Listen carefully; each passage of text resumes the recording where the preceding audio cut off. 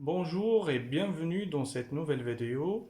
Dans le cadre de la sécurité, on va faire une vidéo, une présentation sur les caméras de vidéosurveillance. On va voir les choses qui sont nécessaires pour faire un montage de vidéosurveillance analogique. Quels sont les équipements nécessaires. On va voir le câblage et on va voir aussi le paramétrage. Donc, quelles sont les choses qui sont nécessaires pour les caméras vidéosurveillance? Tout d'abord, je vais commencer par faire la différence entre les caméras analogiques et IP. Donc, il y a deux types de caméras. Il y a les types de caméras analogiques, donc, comme cette caméra. Donc, on la reconnaît par le connecteur BNC. Voilà. Donc les caméras IP, ils ont bien sûr un connecteur RG45. Voilà. Donc les caméras analogiques, on utilise un DVR. L'enregistreur, c'est un DVR. Pour les caméras IP, c'est un NVR. Voilà. Ça, c'est la différence. Et comment on sait que c'est un DVR? Donc, en le débranchant, voilà. Un DVR, un DVR, il a ici des entrées BNC. Un NVR, il a des ports RG45 à la place de connecteurs BNC. Sinon, il a juste un port Ethernet sans port BNC. Donc, s'il y a un équipement avec des ports, des connecteurs BNC, comme ça, donc c'est un DVR. Voilà. Ça, c'est la différence entre un NVR pour les caméras IP et un DVR pour les caméras analogiques. Voilà. Donc, les choses qui sont essentielles pour les caméras, pour un montage, pour faire un montage, une installation de caméras de vidéosurveillance analogique, il faut des caméras analogiques, bien sûr, une alimentation 220 volts, 12 volts, c'est l'alimentation pour les caméras. Donc là, c'est 220 volts. Et là, on a une, deux, trois, quatre sorties. Quatre sorties pour les caméras. Voilà. Chaque sortie alimente une caméra ou plusieurs caméras. Donc chaque sortie est protégée par un fusible à fusion. Donc si par exemple une caméra est tombée en panne ou elle est court-circuitée, donc les autres caméras continuent à travailler. Donc ça c'est l'avantage d'avoir une alimentation électrique donc avec ce modèle-là. Voilà. Un DVR. Donc le DVR, il permet l'enregistrement et la gestion parce qu'il a une carte mère avec un logiciel intégré. En plus, on peut mettre un disque dur pour le stockage. Voilà. Des connecteurs, donc connecteurs parce que ce sont des caméras analogiques, donc l'alimentation elle est assurée par un câble séparé, c'est pas comme l'IP, PoE. Donc on aura besoin d'un connecteur pour les caméras ici et un connecteur BNC pour la vidéo. Voilà. Voilà. Et un câble coaxial. Donc le câble coaxial. Voilà, un câble coaxial. Moi j'ai une bobine de 100 mètres. Donc la distance, il dépend de l'emplacement des caméras. Bien sûr, on aura besoin d'un afficheur pour l'affichage. Et à la fin, on aura besoin une souris pour la commande. Voilà, parce que le DVR, il a un logiciel, donc il faut une souris pour la commande. Voilà, donc ça, c'est les choses essentielles pour avoir une installation de vidéosurveillance, donc les caméras, DVR, câbles, l'alimentation et l'écran, avec bien sûr les connecteurs. Donc cette installation peut être réalisée c'est pas obligatoirement par des techniciens spécialistes, mais euh, tout le monde peut la faire. Donc c'est une installation standard, tout le monde peut la faire, ils sont en technicité. Voilà, il faut juste voir ce genre de vidéo pour réaliser ce montage. Donc, on va commencer par comment on va brancher la caméra, bien sûr avec le DVR. Après, on va alimenter la caméra. Après, on va brancher le DVR avec l'écran. On va voir maintenant la partie DVR qui est le cœur, qui est la partie essentielle de cette installation. Il faut bien sûr enlever la carcasse. Donc il a 4 vis, un, 2 et de l'autre côté. Qu'est-ce qu'on trouve?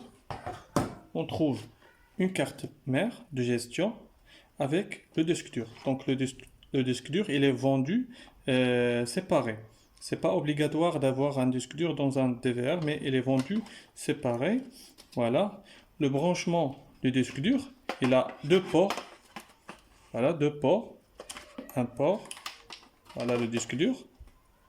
Donc il a deux ports SATA et l'autre port de communication. Voilà. Donc le DVR, il a aussi deux connecteurs. Un petit connecteur pour le petit port et le grand connecteur pour le grand port de communication SATA. Voilà. Et après le branchement, il faut le fixer parce que il a des vis. Le disque dur, il a des vis ici. Il faut le fixer ici.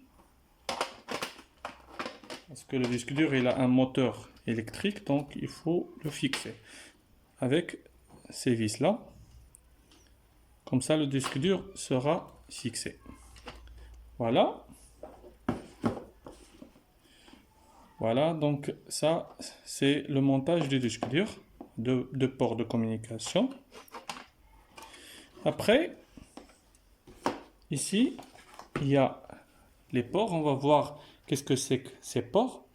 On a les 4 ports BNC de caméra, parce que c'est un DVR 4 canaux, donc 4 caméras. Ici, c'est... je vais débrancher ce connecteur. Voilà.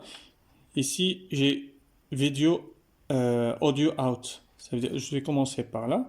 L'alimentation, c'est là, 12 volts. AB RS485. RS485, là, c'est pour la commande des caméras motorisées. Si on a une caméra motorisée, je peux la voir. Il a un câble en plus des deux câbles vidéo et alimentation. C'est un câble RS485 pour la commande du moteur. Donc ça, c'est un plus. Là, connecteur réseau pour la connexion à distance au DVR, c'est pour l'accès à distance. Ça a deux ports USB pour la souris. Là et là, lorsqu'on a une caméra avec micro, donc on branche le câble ici coaxial et l'autre on le branche ici. Donc ça c'est une entrée audio et ça c'est une entrée vidéo. Donc je peux brancher les deux en même temps. Chaque caméra il a une entrée audio. Si on n'a pas la plupart des cas, on n'aura pas des caméras audio, juste la vidéo. Donc l'enregistrement, ça on le fait pas. Les sorties, on a deux sorties HD pour avoir une haute qualité et la haute définition. Et là, c'est VGA, c'est une qualité médium. Voilà, donc ça, c'est pour les connecteurs du DVR. La partie avant, donc on a une télécommande pour la commande IR, infrarouge, pour commander le DVR, en plus de la souris. Et on a aussi des boutons de commande en plus. Ça, des boutons, menu, échappe. Ça, c'est un menu déroulant avec OK pour la commande. En cas d'une défaillance, par exemple, de la partie télécommande. Voilà pour la partie DVR.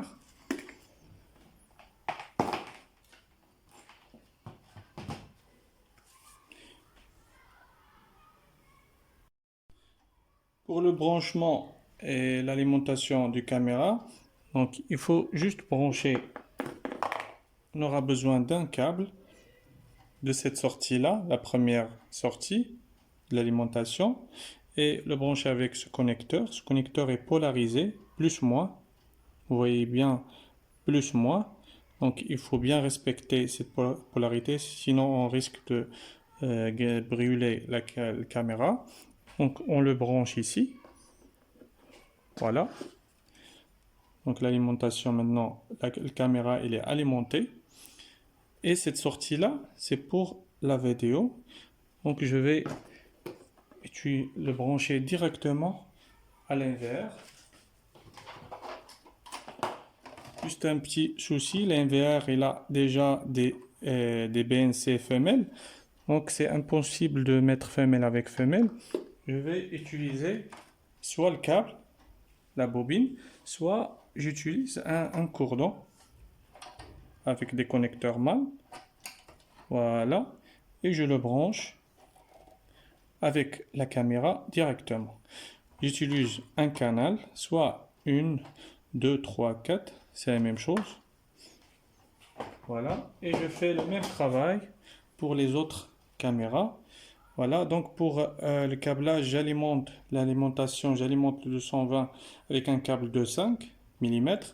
Et pour les sorties caméra, donc la section, si l'emplacement des caméras est placé à par exemple 60 mètres, j'utilise un câble 1.5.